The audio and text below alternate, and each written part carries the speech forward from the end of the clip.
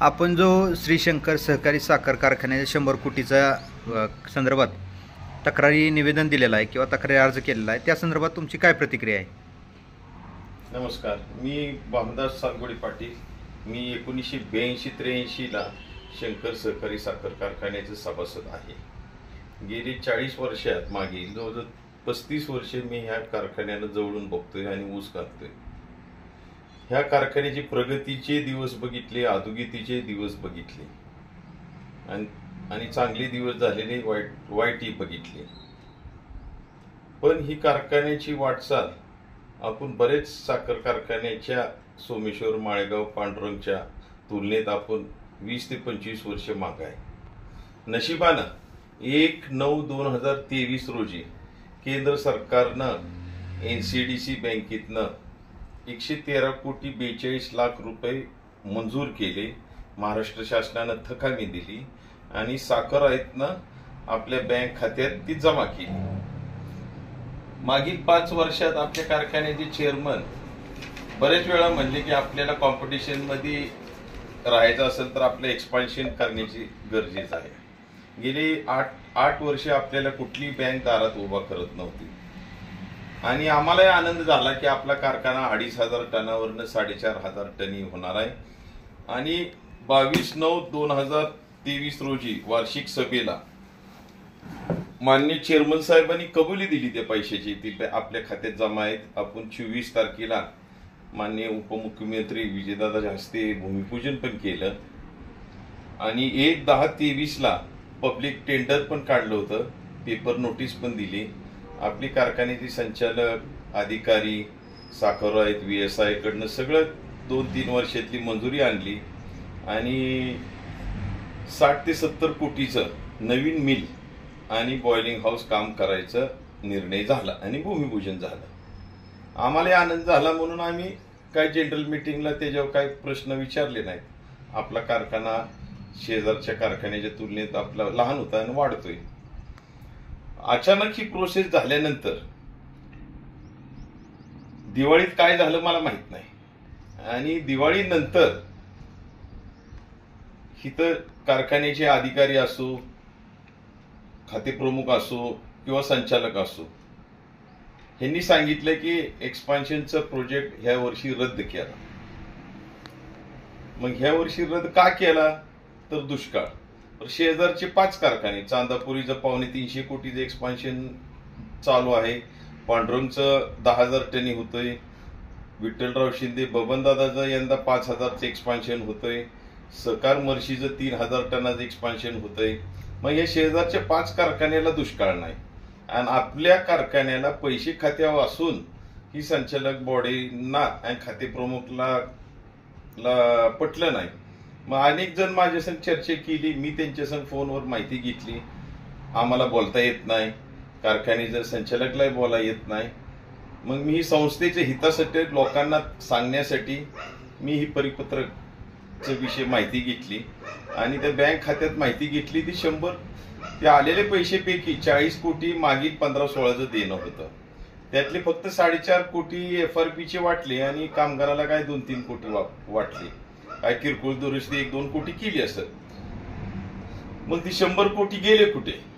मग MD director बॉडीशी चर्चा केल्यानंतर प्रत्येकाचं उत्तर वेगवेगळे होत होतं आणि कुणी बोलायला तयार नाही आणि सगळ्याला माहित होतं ती बँकेत ती पैसे शिल्लक नाहीत आणि त्याच्यामुळे ह्यांनी एक्सपान्शन रद्द केलं.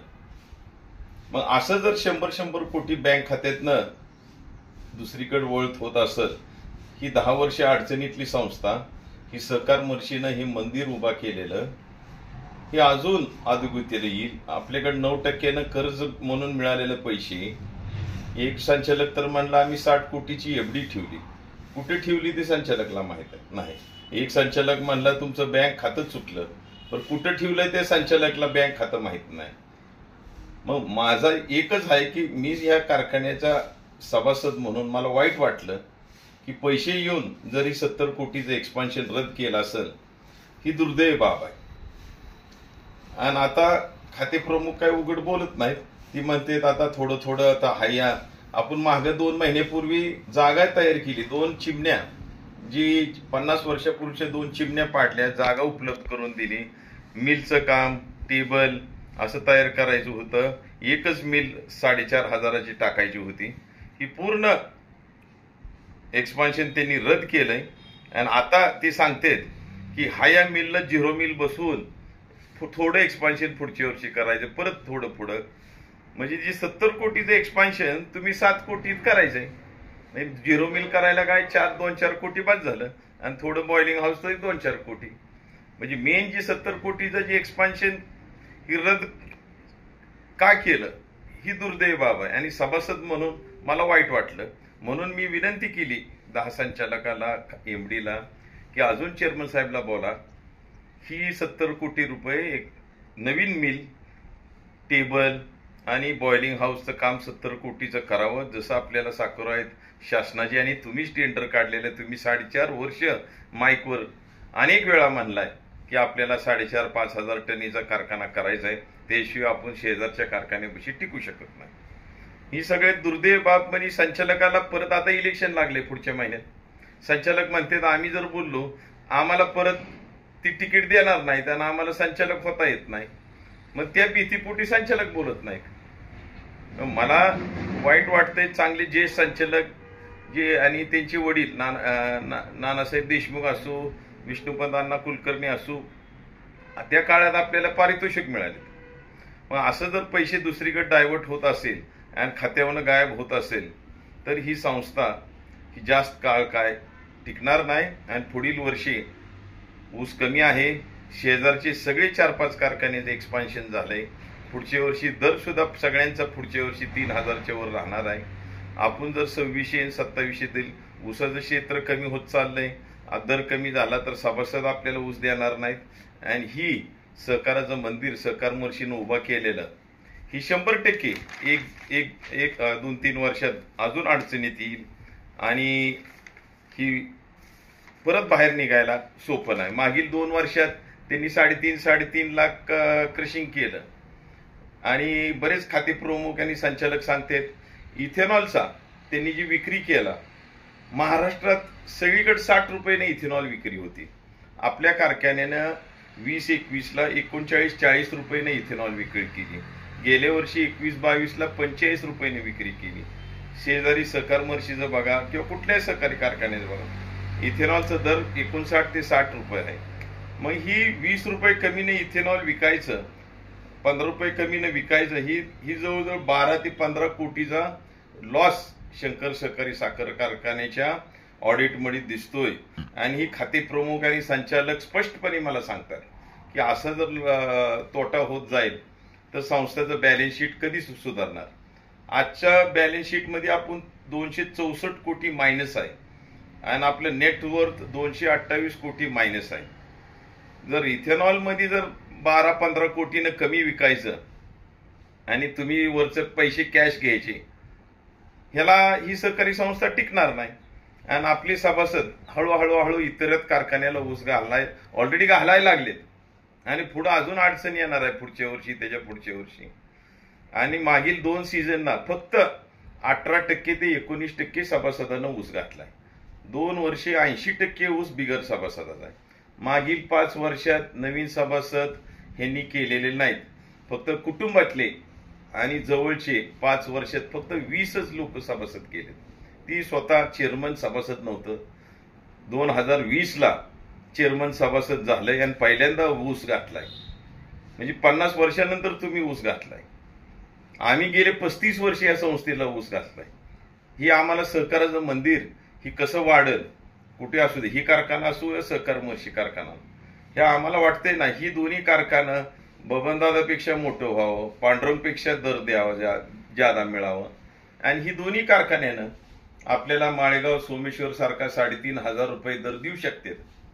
पण असं जर पैसे प्रत्येक वर्षी जात असेल, ही सहकाराधन माळशिरस तालुक्यातली सहकार चळवळ जी सहकार मर्शीनं आणि त्यांचे जे काय निकटवर्गीय बोरगावचे मोहनराव पाटील असू, नानासाहेब देशमुख असू, अण्णा काका असू किंवा आमचे वडील असू सालगुडे पाटील, हे सर्वांनी मिळून जी काय सहकाराचं जाळं तयार केलं, ही पुढील 5-10 वर्ष आधीच आता अडचणीत 10-20 वर्ष झालं. पुढे टिकवायचं असेल तर आपल्याला दोन्ही सहकारी कारखान्याचं एक्सपान्शन करणं गरजेचं आहे. आणि आपण शेतकऱ्याला माळेगाव आणि सोमेश्वर सारखा दर 3,500 रुपयेपर्यंत पुढच्या वर्षी द्यावा लागेल, तरच आपल्या ह्या दोन्ही सहकारी साखर कारखाना टिकतील. नाहीतर पुढील 4-5 वर्षात आपल्या तालुक्यातली जनता आपल्यापासून आधीच बाहेर गेलेले आहेत. आधीच तुमचे बगलबच्चे संचालक त्यांचा 80% ऊस शेजारच्या कारखान्याला आणि दूध शेजारच्या दूध डेअरीला जातोय.